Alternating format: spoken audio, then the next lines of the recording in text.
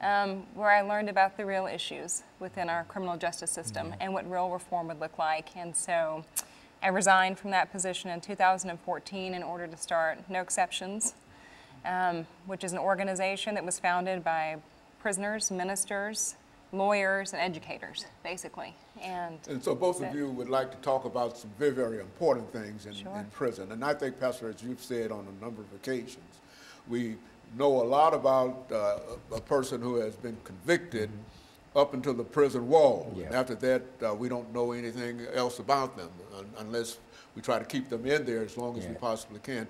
And so what we'd like to do today, over the next minute and a half that we have in this segment, is to start talking about some of the issues dealing with being incarcerated. Okay. Well, you know, like I said, as an ex-offender, having spent 5 years of my life incarcerated in the Tennessee State prison system, you know, I can truthfully say that I've experienced slavery, because slavery is legal in the prison system. And they make it legal, they give you a job and they'll pay you 13, 14, 15 cents an hour, you know, way, way, way below minimum wage for anybody. And, you know, and you're at their beck and call for whatever it is they want you to do. And I've experienced that, having been incarcerated, and it's an issue. And it's long been an issue. It's been legislated into this country, into our Constitution here, because, you know, slavery, of course, was abolished, but at the same time, it still lives on in the prison system, because slavery is legal when someone commits a crime. You know, now I agree that people that commit crimes should be punished. When I was a criminal, I committed crimes, I should have been punished. Okay, and so what we'll do, we'll take our first commercial break, and then we'll come back and we'll allow Reverend Alexander to talk about some of the jobs and some of the ways that the money is distributed among prisoners in the system. And we'll be back with our audience following this very, very short commercial break.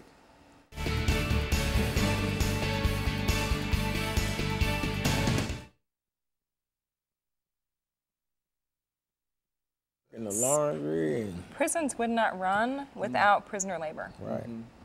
Prisoners participate in their own incarceration. Let's take this second segment to give us an overview in terms of people going into the system and how they are assigned work, and anything that has to do with working people. Absolutely. in the prison. Is there some kind of hierarchy? Well, is there some kind of how is that done? Do you take an examination to determine where your skills are best, et cetera? There are different tests required for different sorts of jobs. You know, there are requirements, different skill levels, different abilities. But we can relate that directly to what Pastor Walker was saying about slavery. Okay. And so I think there's a tie-in there. Okay, and so when we come back, we're going to start with you. Okay. And that's what I wanted to do, to give you this part of this 8-minute segment. Okay. To talk about some of the economics of the prison system and why we can consider it to be a continuation of slavery. You see, and I think when you say that they're paid, what, 13 cents an hour? Yeah.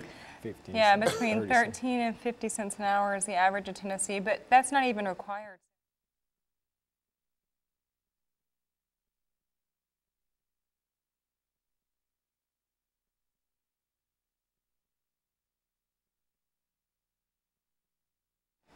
Thank you and welcome back to the second segment of the show for today. We're talking to Pastor Walker and Reverend Alexander concerning abolishing slavery, modern day slavery in the state of Tennessee, dealing primarily with the penal system in the state of Tennessee. And Pastor Alexander, let's see if we can have you to give our audience some information in reference to the kind of work that is done in prison and how persons become involved in this work, perhaps how much money is made, whatever you wish to give us, because I think that anything that you might give us is something new to me, you see, and probably much so to our audience. Let's do it from that perspective. Okay, absolutely. And what I'd like to do is I'd like to connect that to Pastor Walker's statements about slavery, since we're talking about modern slavery. You know, I hope that a lot of your viewers have seen the documentary 13th by Ava DuVernay. It's incredibly important. If they haven't, I would strongly advise them to watch it. It's streaming on Netflix. And what that documentary does so well is it breaks down the prison industrial complex in the United States. And it explains how what we have done is we've moved from a system of slavery to the convict lease system to an era of Jim Crow, and now what we have we call mass incarceration. So how does this continue? How does slavery keep manifesting over and over? And one of the ways is that we've never abolished slavery, right? So, and we think, what? Because we all learned in school, right? The 13th Amendment abolishes slavery, among other things. But actually what it does is that it narrows the category. So the 13th Amendment contains what's known as a criminality clause, which basically reads, if I could just read this for a moment, this is from the Tennessee Constitution, it's the same as the federal. And it says, Article 1, Section 33 of the Tennessee Constitution reads that slavery and involuntary servitude, except as a punishment for crime, whereof the party shall have been duly convicted, are forever prohibited in this state. Now that exception allows for the institution of slavery to still exist. And so... Except for the... Exactly, except, yeah, it's abolished except for punishment of a crime. That is what we're trying to abolish in the state of Tennessee. Yeah, absolutely, exactly. And so in abolishing this, after watching the documentary of 13th, one of the things that struck me and struck other clergy members and lawyers was that, wait, until language matters, and until you do something about the fact that our own Constitution contemplates and ensures that some form of slavery exists, it will continue to be reborn. It will continue to manifest. So the very simple solution, and it's one that is an active and live bill this session in the Tennessee legislature, is to simply amend that language to take out the criminality clause. So what it would read, it would say that slavery and involuntary servitude are forever prohibited in this state. It's very simple. There's not another Western democracy that abolished slavery that maintained an exception. No one would write this like this today. But as long as you have that, then you can have a system where you want to increase your number of individuals who are incarcerated, because I agree with you, right, Pastor Walker, that there are times when it is necessary to socially segregate someone, but in a system of law, we contemplate that punishment should have an end. But when you're making more money off of the bodies of people, when you have them warehoused, than what they're generating on the street, it creates an incentive to keep people locked away, to be caged, longer. The economic impact, we can talk about the jobs within the prisons. People work all kinds of jobs. The only way that prisons actually function is through prison labor. Prisoners participate in their own incarceration. They don't have the manpower to keep everyone locked up. We always have, a horrible time having enough security staff in Tennessee prisons. They're always understaffed, perpetually, and that's true across the country. So how is it we keep people who are really no longer a threat, the vast majority, and who would much rather be at home and could be productive out? How do we keep them in? It's because people are participating, because they don't want to stay in trouble, and they do want to go home one day. And so they work in every aspect of the prison. They cook food, they wash clothes, they clean the buildings, they keep up maintenance, the heating, the air, the water, they paint, they do construction, they perform clerical work, they're clerks. Every place you can imagine, there are prisoners working within a prison system. That's how it continues to go. And so in the state of Tennessee, on average, prisoners will earn something between 17 cents and 55 cents an hour, with some exceptions. But that's not mandatory. So for example, in other southern states like Alabama or Texas or Florida, and I believe even Georgia, prisoners are paid nothing. And I hate to interrupt there, but that comes to mind in reference to the labor that is there, but who makes a determination as to whether or not that labor shall be used to do certain things, and who makes the decision in terms of that the prisoners should be compensated for what they're doing? That would be a decision made at the state level, right? So the state of Alabama has chosen not to compensate, but it's not really compensation. And if we're talking about the economic impact, I think we have to go beyond just what a prisoner is making per hour. Think about the economic impact on their family, because the majority of people on the inside have families on the outside. Many times they're married, they have children. You know, you have a lot of single parents on the outside. They're not really single, but their partner's incarcerated. And so they become a quote, unquote, burden on the system because the other half of that partnership is incarcerated and they can't provide for their families adequately. It destabilizes not just families, but entire communities. You know, and that's another way that it's modern day slavery. It used to be the case if someone did a crime, they would do their time, but then eventually get out and come back into the community.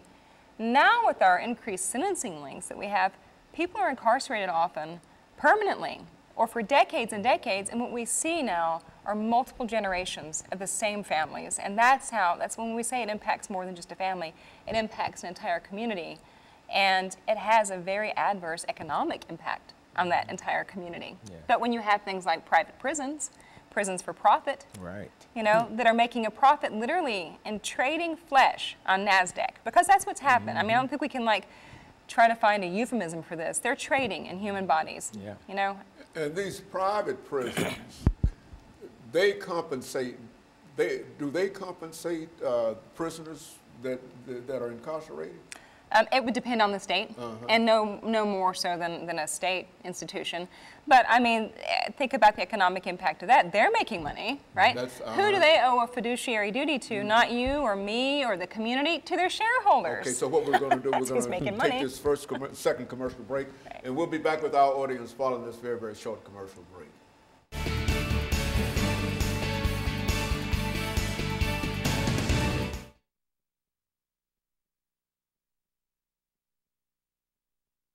Where does the money go? Into the pockets of shareholders. Yeah. One of our chants outside the last time there was a demonstration in front of CCA was, hey, CCA, what's a black man worth today? Yeah. Because they're trading them. Yeah. It's on, it's from you the know, auction block to straight off the auction block to the into NASDAQ. the cage. Yeah. It's they can rebrand themselves as Core Civic or anything they want, but the bottom line is That slave they have traders. access to labor. Yeah. They use that labor, and Yep. they are being compensated. Right. The prisoners are being compensated at a minimal, Yeah. whatever they're Yeah. compensated. But there's a pile of money Yeah. that goes to the shareholders. So what happens, is CCA is actually organized as what's called a REIT, a real estate investment trust, which means CCA doesn't pay federal taxes because they move almost all their profits immediately to shareholders. And so, I mean, so not only is this a corporation making money off of human flesh. And they can also use the money that they make off prisoners in order to build more facilities. Of course, they have no incentive to offer programs or to help reduce recidivism. They want reoccurring customers. Make those points, you know, because I mean that's an extraordinary kind of thing that That's true. that they're there and they're laborers, and everything that has to be done is done by the prisoners. Right. Without a doubt. And the money that is made.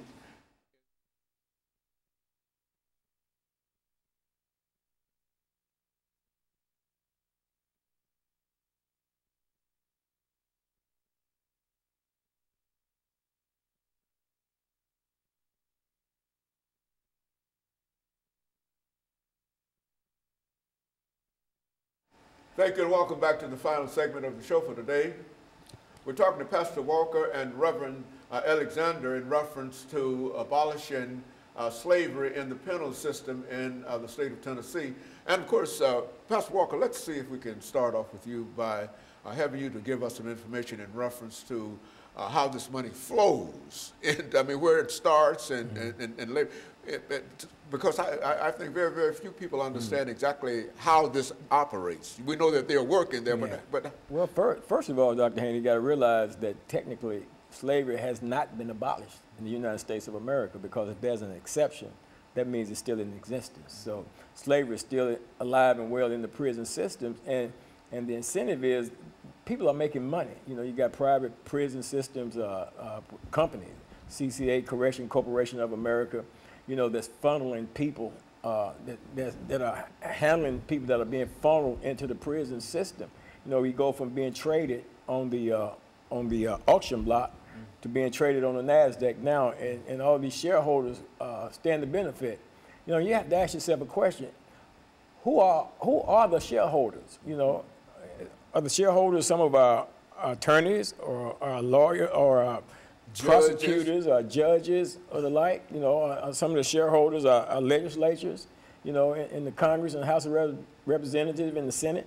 You know, I would venture to say yes. You know, people that go out and get a 401k and they putting money into that thing like that, and then you got people out there investing your money into CCA of America, and here you are, a shareholder in the prison system, and you know you getting dividends from people being enslaved basically in the prison system. And managing your money. Yeah, for absolutely. You. Yeah. So you know it's a serious issue that needs to be looked at and needs to be looked at intensely because it needs to be abolished. It needs to be truly abolished because then if you do that, then you will start to slowly see the dwindling away of the private prisons.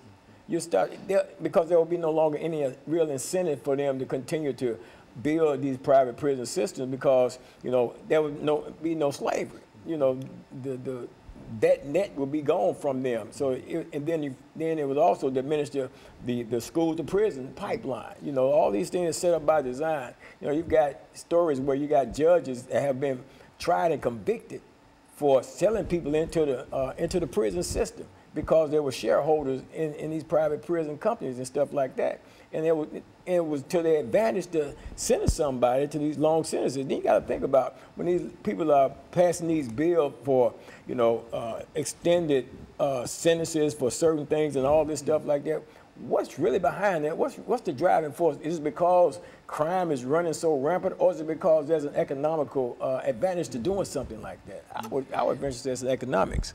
Yeah, I mean, I think it definitely is economics. And I think that there's a point that's really important to make here, and that is, so this bill that we talked about that's live in the session, the sponsor for this bill in the House is Representative Joe Towns out of Memphis, who's just a tremendous asset, I think, to our General Assembly. And this is a great bill that he's sponsoring.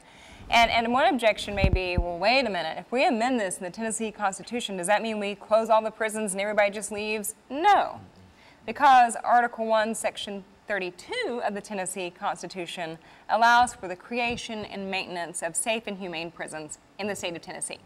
Now, what I would argue, and I'm sure Pastor Walker would argue, is that they are neither safe nor humane, but what this does mean is that if Representative Towns' bill passes, prisoners will still be prisoners, but by God, they won't be slaves. You know, and I think from a faith perspective and from a political perspective, regardless of what side of the aisle someone sits on, slavery is simply indefensible in this state. And in any state what in the about, country. Is there some kind of mass movement that is underway in reference to trying to deal with this as a problem? And I think you mentioned the fact that some states compensate prisoners and some states don't, and et cetera. Is there any kind of movement that will attempt to abolish not only slavery in Tennessee, but abolish slavery in the prison system as slavery was abolished by the 13th Amendment to the Constitution? Right, well, I think to the extent there is a mass movement exists in that we've seen a real shift in the national conversation about mass incarceration and about the fact that while incarceration for periods of time may be defensible, mass incarceration is not. And that mood has certainly shifted. So when people ask me sometimes, am I in despair or pessimistic since the election? Because of course CCA or Core Civic, whatever they want to brand themselves, their stocks were down prior to Trump being elected, and of course as soon as he got elected, they shot right back up again. No, we are in anticipation of what? That he would, of course, want to increase privatization. So the feds had issued indications that they were going to pull out the private prison business, that there was no indication that they actually saved money, which they don't, which may be another discussion for another show. But also they certainly aren't as safe and aren't as well run. But we're not pessimistic because 85% of prisons are state prisons, not federal. And this is an issue that criminal justice reform is a really big deal right now across this country because the way things have been occurring since the mid-90s, it doesn't make economic sense. It's not good policy. It doesn't make communities safer. It's not realistic about issues like recidivism. And as we said before, it is destroying communities. And so Well, it seems that the Right. only visible thing is that it's making a lot of people a lot of money. Well, it is making you a lot of say people a lot of money. incarceration. Now, that's a very, very expensive, It is expensive. situation, and it brings in a lot of money. Right. And they're using just a minimal amount of that money for the upkeep and the running of the prisons. Right. Is that? Well, it's certainly not being spent on food that's edible. It's definitely not being spent on health care. I mean, one of the things we did was we worked to organize a lawsuit concerning hepatitis C, which is being untreated, basically, in Tennessee prisons. When we filed that suit, there are almost 3,500 prisoners that the system knew about who had hepatitis C, and 8 were receiving treatment at the time. I mean, Wow. so, I mean, they're certainly not providing for programs to reduce recidivism because, okay, let's say you work at a core civic prison. Let's say you work for a private prison. What is your incentive to actually introduce good quality programming? What's your incentive to keep families together? What's your incentive to try to help encourage visitation instead of prohibit visitation? What's your incentive to really want to make sure that person doesn't come back? You don't have any incentive because I promise you, you have shares in the corporation that you work for. I mean, this is common sense. And the only incentive is to bring more people Of in, course. because the more people you bring in and Of paying them course. at 13 cents an hour. Yeah. I mean, Yeah. But- $13. I'm leaning toward 13. 13, actually 13 cents an hour. That's no compensation at all. And the guys are reaching out to get those jobs because it gives you an opportunity to get out of the cell and to be active, you know, to move around and stuff. Either like you that. become involved in some kind of some labor kind of activity, or you sit in your cell all day. Yeah. Is that? Are you given that choice? Pretty much sitting around doing too much of nothing, you know. Well, you also have the choice to not work. If you choose not to work, then you're written up for disciplinary, right? And then you go to solitary confinement, which your mental health then begins to deteriorate. And so you're really forced to, in a real sense, Sure. to work in a prison, Sure. some kind of employment. Every person in prison has some kind of employment. Is that true? Well, no, not every person because there aren't enough jobs. But people would prefer to be active, right? Anyone who thinks that prisoners have it easy, what is it, 3 hots and a Yeah, cot, right. are completely disconnected from the reality of the prison system today. For sure. But do we have time? We've got this, we're talking about prison reform. There are a number of very good reform bills and sponsored by Republicans, not just Democrats, but by Republicans in the Tennessee legislature this session. So there is reason to be optimistic. You know, and we've got trainings happening in Nashville, training people to be citizen lobbyists, because all of your viewers have a power to affect their government. The General Assembly in this state is accessible.